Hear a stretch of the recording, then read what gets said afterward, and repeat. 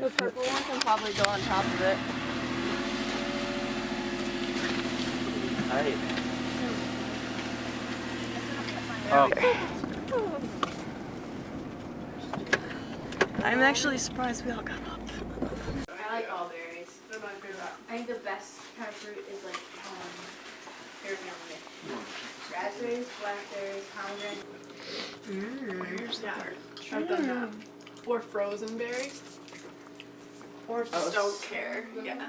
Lots of breeding to it. Please. What to say? Yeah. That's pretty much what. Aspergillus and aspergillus.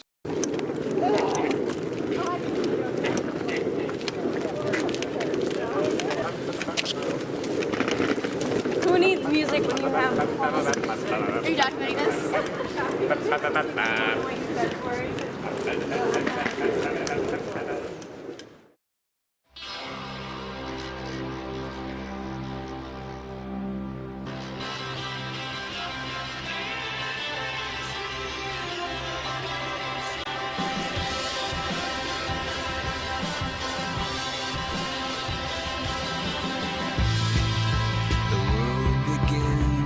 In February of 2013, I went on a missions trip to El Salvador.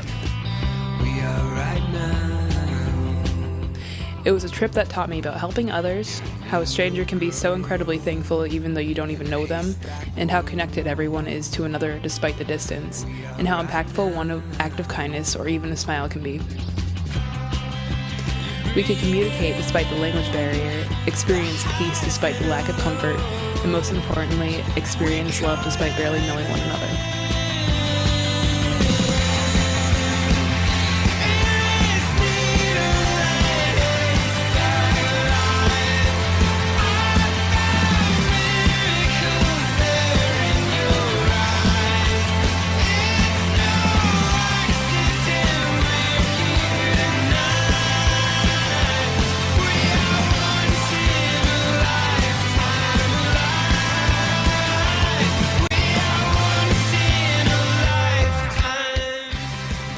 So here's my experience, along with insights from others, and mainly my story.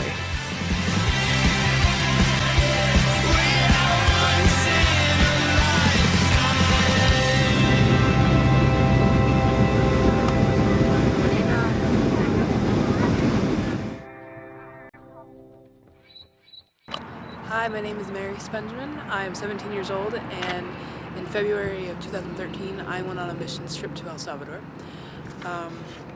It was a good trip, I'd say so. It was, I just really want to show other people what I experienced and kind of promote like mission trips in general. I was pretty excited. I wasn't like extremely excited, but yeah, because my stepdad wanted me to go, and so he put down the down payment, and I raised the money, and then I'm going, and it was good. And I was, most looking forward to just being in the sun and just meeting all these different people that I wasn't used to, and being in a different culture, and yeah, just kind of helping them out and seeing our effect on them and how we, change their lives. And I don't know, the thing I wasn't looking forward to, I didn't really have anything I wasn't looking forward to. I really just wanted to go there and just see how it was. Yeah. How many times have you been on the missions trip?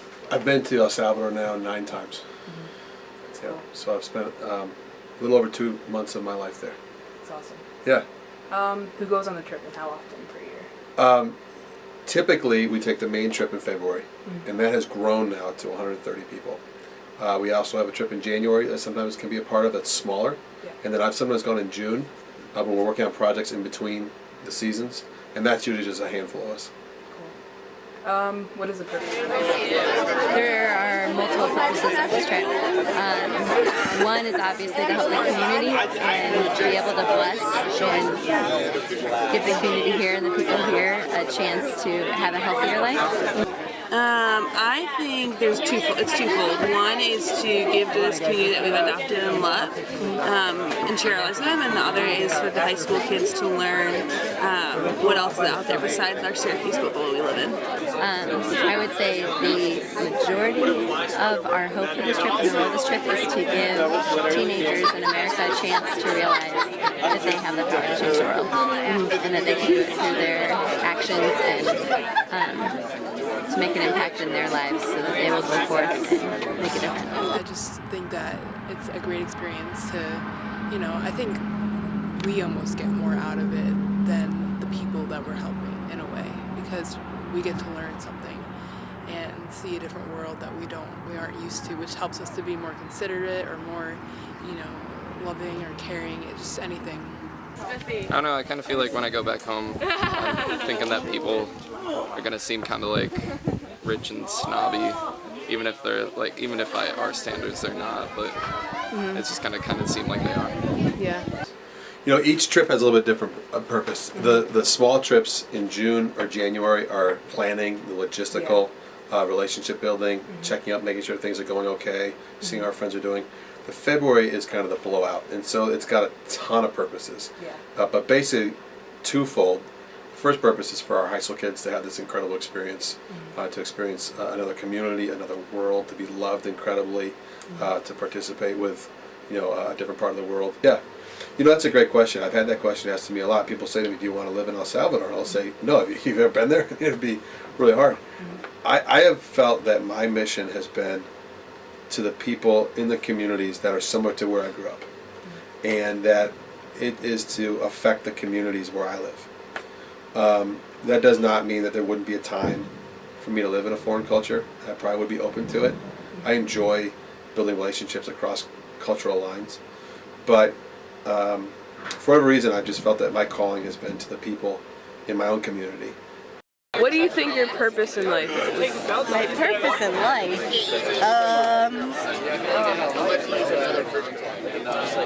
Tough question, guys. I think my purpose in life is to love others and to help them know how much God loves them. I think loving others, yeah. I like to love others. Yeah. Do you think that you're doing that, like on this trip? Do you think that you're able to do that? Yeah. I mean, here I get to meet good people, talk to people I wouldn't normally talk to, and like the kids here, obviously, and most of the people just embrace me. It's easy to love them back. Know that Jesus died so we could have life, and so to live life serving Him would be, I guess, my purpose in life. Does going on these trips help you carry out your purpose or give meaning? Yeah, it definitely does. It allows you to see that you can share the gospel wherever you are, without even speaking the language. What kinds of projects have you completed while you were there? The list of projects that have been completed is starting to become a little staggering.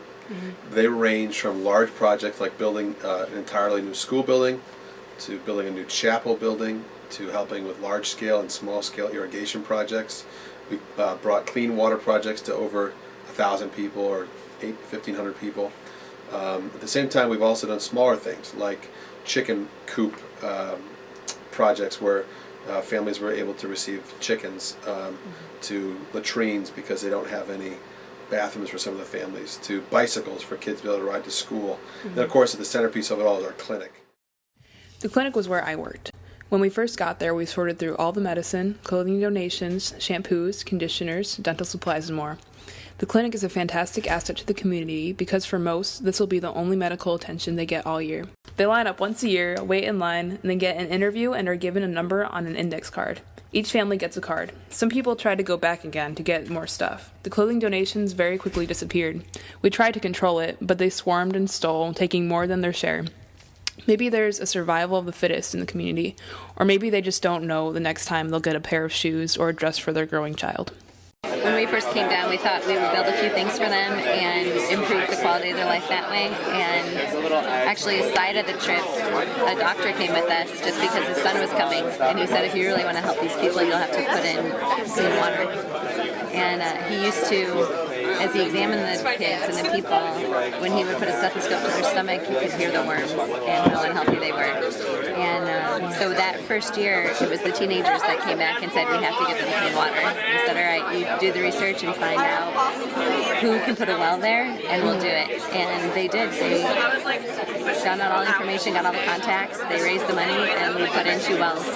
And I think when we used to come, the kids, you wouldn't notice a growth change even in them, and now they're getting taller and bigger, and I think that that's a big difference. Their health. This might be the only doctor that they ever see, the once-a-year trip.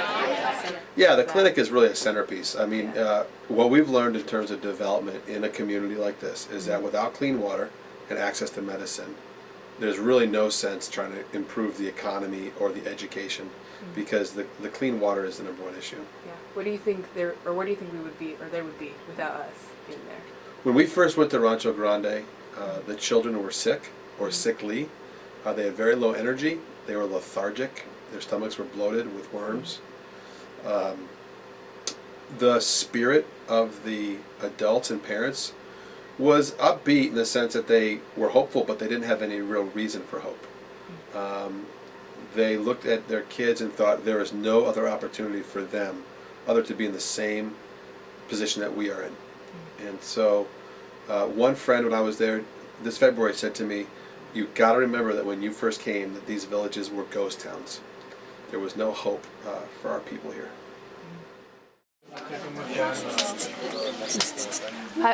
¿Cómo se dice video? Video. Video. Video. Video. Video. Es un video, televisor. ¿Cómo estás? Bien. ¿Por qué tú aquí? ¿Por qué está aquí? Pasando consulta por la tos que tengo. Quería que viniera. On the cleaning, visit the doctor because he has cold.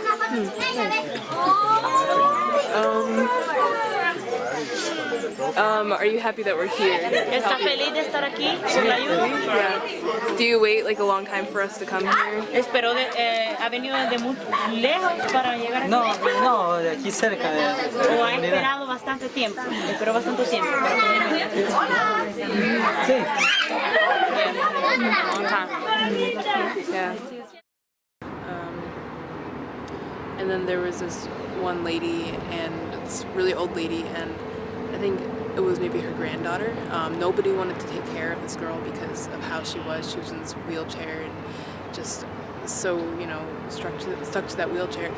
And she had some, mental disabilities, and this woman was willing to take care of her because, her family didn't want to, and it was just sad, but this woman was so loving and compassionate and caring towards her, more so than maybe her parents could have been, which was really cool. And when we got there, she was in this wheelchair. It was a makeshift wheelchair. It was just like a chair, like a plastic lawn chair on like 2 wheels, and it was, or like even a wheelbarrow. I can't remember what it was. And then we brought a wheelchair with us. That wheelchair that we brought was able to be used for that little girl, and it was really cool because one of the guys had to pretend that they had a broken leg so that we could get the wheelchair to El Salvador. So that was really cool. De sillas. Así que cuando oigan la música camina alrededor de las chairs. We were able to have a Young Life Club with the El Salvadorians. This showed even more how we could connect despite not even speaking the same language. We played blindfolded musical chairs and a light game where the contestant had to follow a light behind a sheet with their nose. However, they didn't know that once they got to the end of the sheet, they would be splashed with a cup of water. During the blindfolded musical chairs, they moved one of the kids into the middle of the crowd and forgot about him.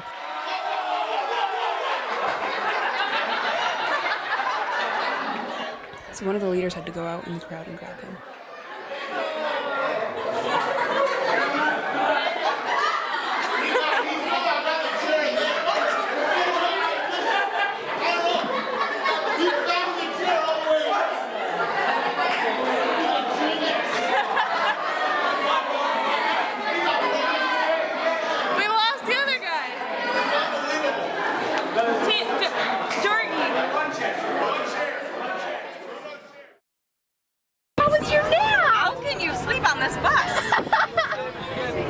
What is your name? Sydney. Where are you from? I'm from Casanova. Sweet. And is this your first time? Yes, this is my first time. Are you like super excited? I'm so excited. Yeah. I've never been farther south than Virginia. What's your like favorite weather? My favorite weather? This is like a little too hot for me. I'm like good mid-70s girl. It's not too humid. Yeah. That kind of weather. Yeah. But yeah, do you like love it? What? Do you like love it? Like, I love it. It feels great.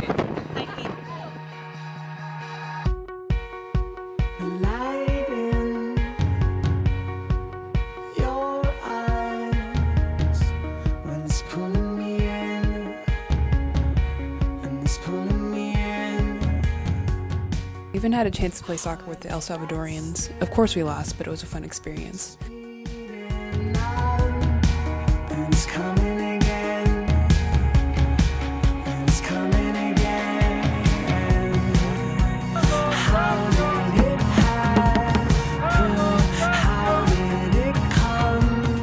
Something cool is that there was one guy there who was deaf and couldn't speak. However, he was still able to teach me some soccer skills and communicate with me and everyone else, even though he made sounds that didn't even sound one bit like a word.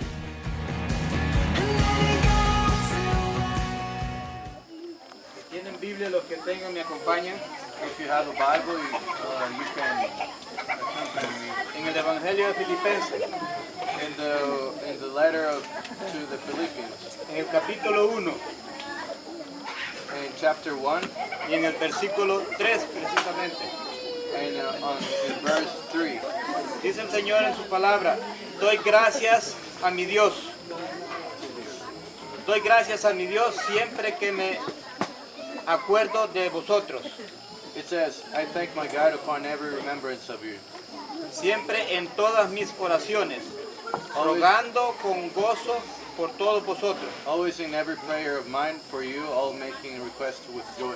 Pero el versículo 6 dice, estando persuadido de esto, que el que comenzó en vosotros la buena obra, la perfeccionará hasta el día de Jesucristo. But the verse 6, it says, being confident of this very thing, that he who has begun a good work in you will perform it until the day of Jesus Christ.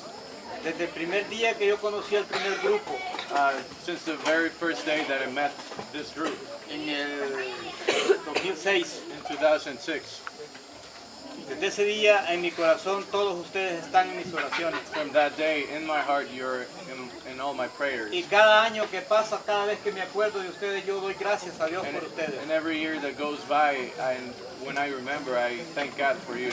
Y paso rogando por los líderes de cada uno de ustedes. And I pray for all the leaders of your team.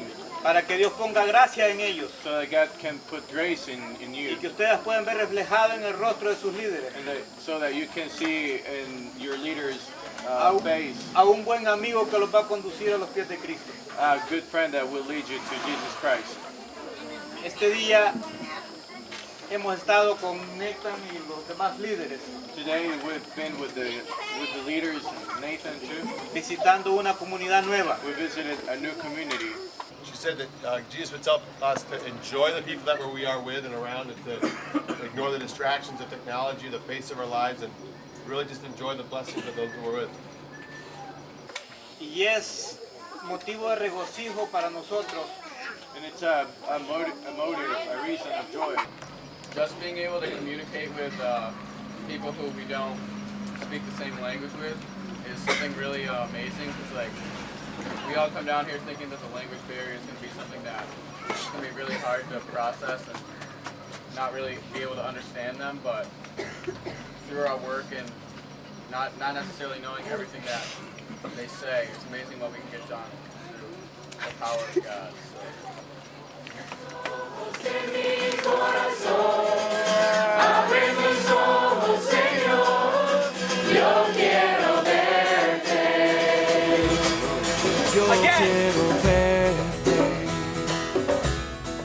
Cuando vemos a las personas líderes de esas comunidades que nos reciben, when we see the leaders of the community who receives us, con un buen deseo with a good y amor of love para compartir con todos vosotros, to share with you muchas de las escaseces que se viven en las comunidades en las que nosotros vivimos. many of the scarcities that are lived by the community. What does it tell us, right? Now, if you put yourself in God's shoes or in Jesus' shoes, and you could choose to be anywhere, and you chose to make this the place that you would identify yourself with, why would you make that choice, right? Why would you choose in coming to come and to be someone like here, or to choose a community like this, as opposed to ours? I mean, why? What does it teach us about who he is? Why would he make that choice? Pero yo quiero transmitirles algo a ustedes. But I want to say something to you. Que nada de lo que aquí se está haciendo se mueve sin es con el amor de Cristo. That nothing is moved here but with the love of God. Seeing these children so happy being around all the girls here, anybody who loves them, is just smiling. I think that must be the greatest thing God's ever done, just seeing that look on a child's face. Perfect. Right? That was perfect.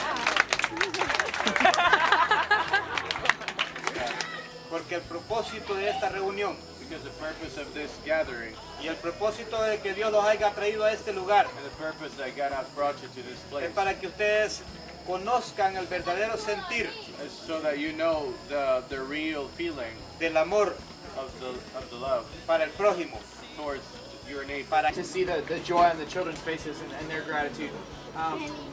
But we got to see some of the Taura people were clearing the field, and I'm sure everyone can say this. We got to see the gratitude of an older woman, and we see the gratitude of the adults in the community, and we hear it. We get to interact and work with them, and they really appreciate it, and that's something that I really value.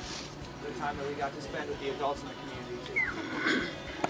Aquel que necesita más de nosotros, towards that neighbor who is in the most need. To their home, they have no idea who he is, what he does, but they have full faith in him, and they give him everything that they have, just like the people we have. They have no idea who we are, but they've taken us all in. Y dice el evangelio que hemos leído, and the letter we just read, que el que comenzó la buena obra en cada uno de vosotros, that he who began the good work in any of you, no va a descansar, he won't rest, hasta que sea perfeccionada esa obra, until that work is perfected. So thank you for all the effort you put in coming to this place. Ustedes son muy importantes para nosotros. You're very important for us. Porque los consideramos como parte de nuestra familia. Because we consider you as part of our families. Esta es nuestra comunidad. This is our community. Esta es la comunidad de ustedes también. This is your community too. Gracias por todo lo que ustedes hacen por los niños. Thank you for everything you do with the kids. Por los jóvenes. For the youth. Mañana que ustedes regresen. Tomorrow morning when you come back. Nosotros quedamos aquí, pero siempre están en nuestro corazón. We're gonna say goodbye, but you're always in our heart. Siempre pensamos en ustedes. We always think about you. Y cada día le damos gracias a Dios. And every day we thank God por habernos dado esa bendición. For having given us this blessing. Al venir ustedes a nuestra comunidad. And having you here in our community. Gracias nuevamente. Thank you again. Que Dios bendiga a sus familias. God bless your families. Que Dios bendiga a cada uno de ustedes. And thank you individually. And God bless you individually. And thank you for everything.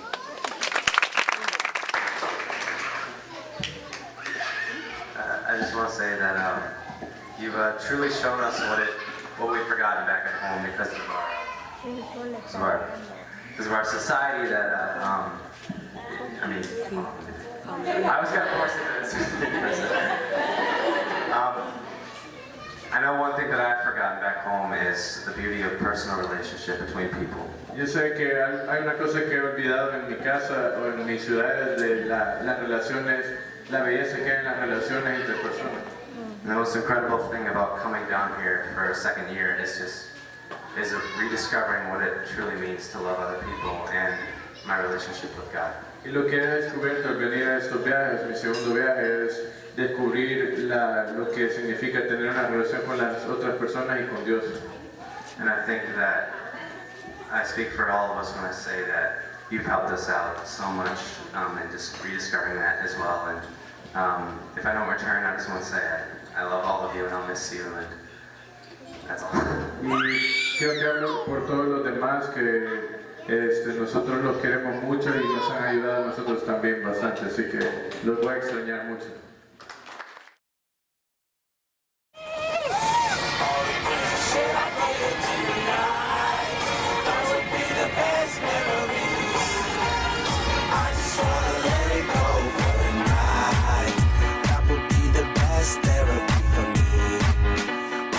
During the middle of the week, we went to Monte Cristo to visit the Buffalo Young Life group. The bus ride there was extremely fun as the bus driver blasted music and we even had a conga line going around the bus.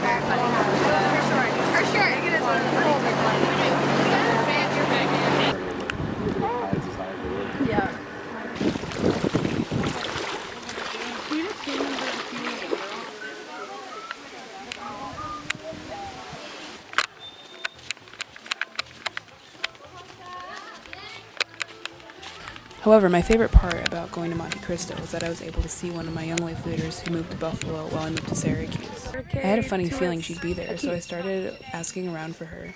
She purposely didn't tell me that she was going so she could surprise me. When I saw her, I almost started crying because I missed her so much. It was funny that I saw her in El Salvador but couldn't drive a few hours to see her in Buffalo, since the last time I'd seen her was when we were both in Rochester. This is when I started to realize something I had heard before. It's not about where you are, but who you're with. Truthfully, throughout the trip, I continuously kept thinking about my young life group in Rochester and wishing that they were with me to experience it. I love the people I was with, though, and I think it was because of this reason. Everyone loves one another so much there, and it was an example of how it should be everywhere you go and with whoever you are with. We all had a wonderful time just being ourselves and being loved and accepted for that. I love when I find people like that, because then I'm sure that that is where I'm supposed to be.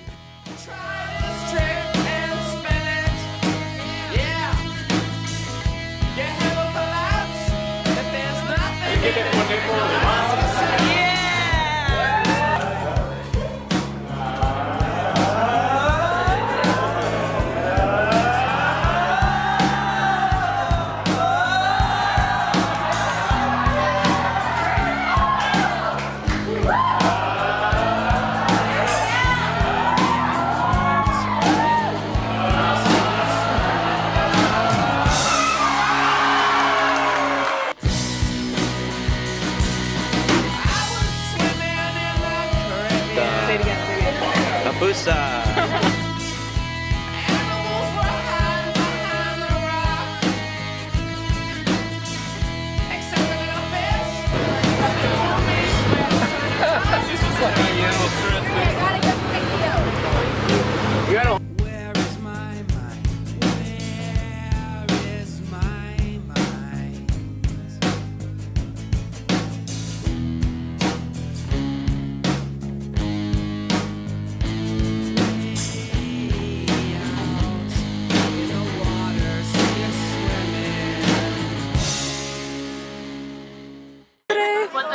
AbreLosOjos.